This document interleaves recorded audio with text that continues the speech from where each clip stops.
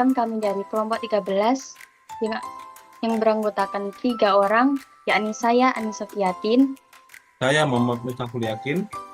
Dan saya Julius Kevin Utomo akan mempresentasikan tentang bab 12 yakni Design Driven Testing.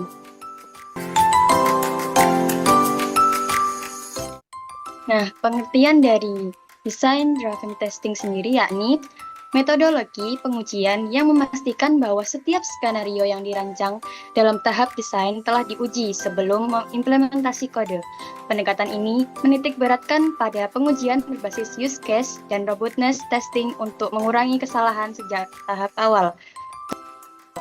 Tujuan utamanya yakni memastikan bahwa setiap skenario yang dirancang dalam use case telah diuji sebelum mengimplementasi kodenya. Nah, DDT mengurangi kesalahan sejak awal karena pengujian sudah dirancang sebelum coding dimulai. Nah, kelebihan dan kekurangan dari DDT sendiri kelebihannya yakni meningkatkan keteraturan dan dokumentasi. Kedua, yakni mengurangi bug sejak awal. Yang ketiga, memastikan kode sesuai dengan desain. Dan yang terakhir, meningkatkan kolaborasi tim desain dan developer. Nah, kekurangannya sendiri yakni tidak cocok untuk proyek yang sering berubah, memerlukan pemahaman desain yang mendalam, membutuhkan waktu lebih lama pada awal pengembangan, dan resiko over engineering jika tidak dirancang dengan baik. Use case and robustness.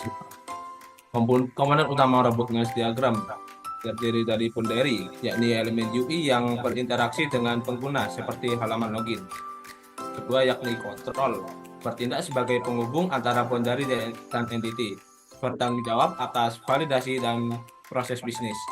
Yang ketiga ialah entity. Fungsinya ialah menyimpan informasi utama yang digunakan dalam sistem. Selanjutnya adalah robustness diagram UML yang menghubungkan use case dengan desain teknis, mengurangi ambiguitas sebelum implementasi. Boundary. Perannya seperti pelayan menerima pesanan, menyampaikan ke dapur, dan mengantarkan makanan ke pelanggan. Aturannya seperti pelayan tidak boleh memasak atau mengambil bahan mentah dari lemari sendiri. Analogi boundary hanya menerima input dan meneruskan ke controller tanpa mengakses data langsung.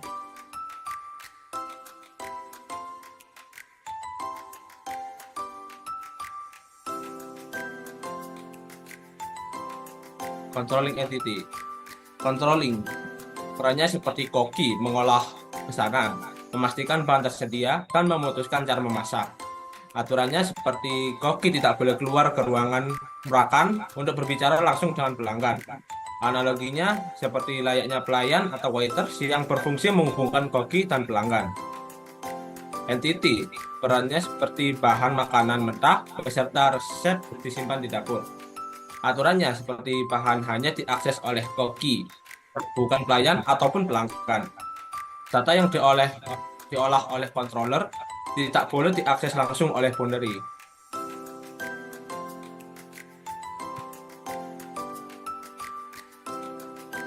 Oke, robustness diagram. Robustness diagram UML yang membantu menghubungkan case dengan desain sistem menggunakan 3 komponen utama: boundary, control, and entity. Diagram ini memastikan setiap skenario pengujian terintegrasi dengan baik dalam arsitektur sistem. Contoh pada ini adalah e-commerce. UI menampilkan halaman checkout, kontrol mengecek ketersediaan stok, entity adalah bagian database menyimpan informasi produk. Jika user klik checkout, maka akan langsung muncul ke menu selanjutnya payment. Jika tidak, maka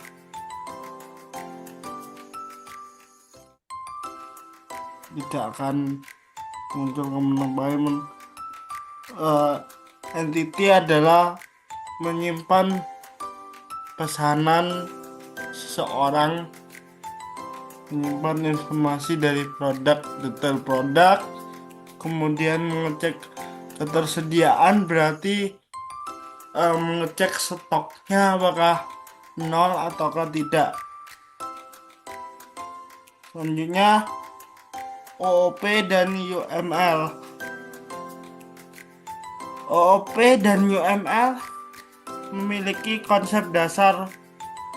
OOP yakni encapsulation atau enkapsulasi, inheritance atau perwarisan, dan polymorphis atau polymorphism.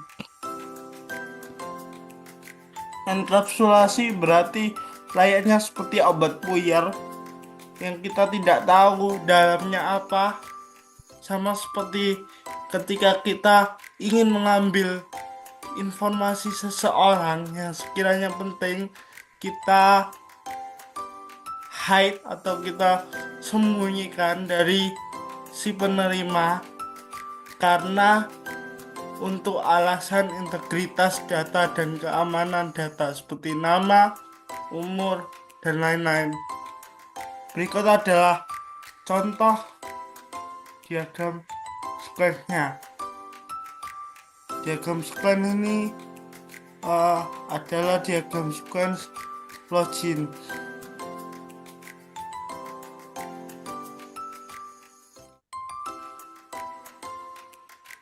Studi kasus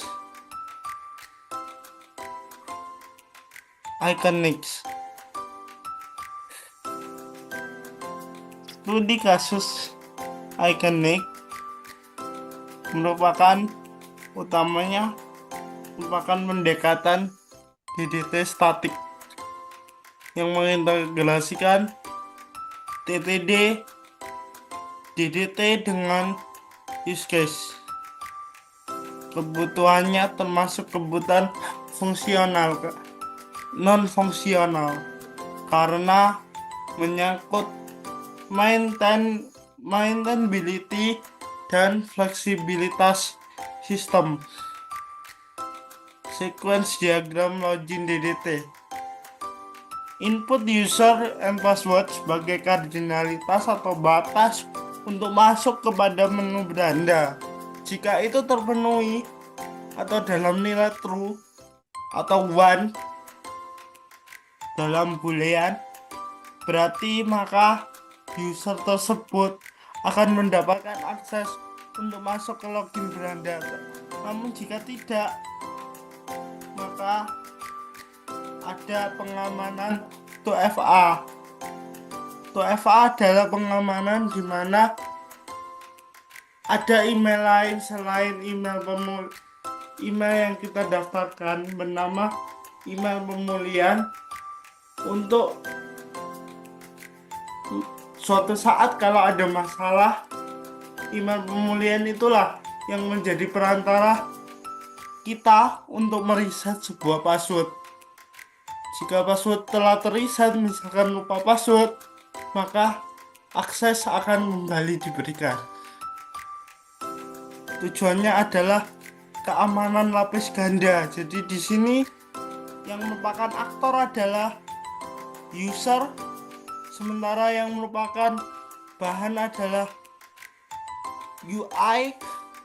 Kemudian yang punya kuasa adalah out service yang memberikan akses atau tidaknya. Kemudian untuk menyimpan data-data user ada database. Implementasi DDT. Pertama, pengguna memasukkan kredensial. User UI mengirim kredensial yakni username atau password ke audit service. Validasi kredensial. Audit service memeriksa validasi kredensial. Jika valid, audit service mengirim permintaan data ke pengguna ke database. Database mengembalikan data pengguna. Audit service memberi konfirmasi autentikasi berhasil. User UI menampilkan login berhasil. Jika tidak valid, audit service memberi pesan autentikasi gagal. User UI menampilkan pesan error.